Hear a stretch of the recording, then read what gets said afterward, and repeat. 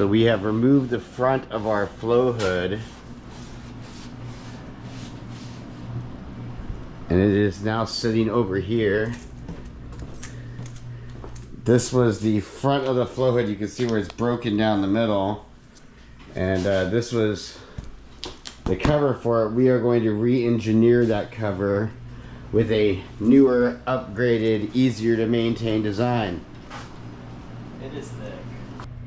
So we have replaced the plexiglass system on the front of our hood with a new design. Julian's testing out the Test that full. with an anemometer. So before we were getting 150 CFM. Let's see what our output is on the bottom. Make sure you hold it toward the center of the bottom. Yeah, there you go.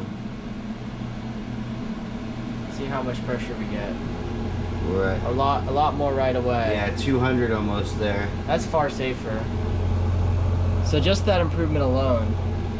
Doubled our wind flow just by adding the flaps to the In sides. the right places. We had these flaps on the last system, but we just want to be extra safe with our airflow, so we've added them back to the sides of this system. We're not going to be putting them back in the middle here. It's going to be a lot more free room to work, and this way Julian doesn't have to dodge around the flaps all the time.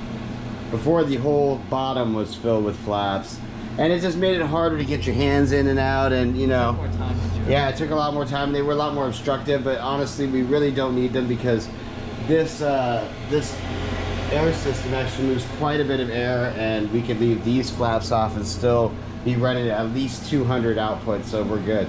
Oh, yeah. We're good. Looks good, right, buddy? Absolutely. All right, well, glad we got this done. Liquidfungi.com, people, check us out.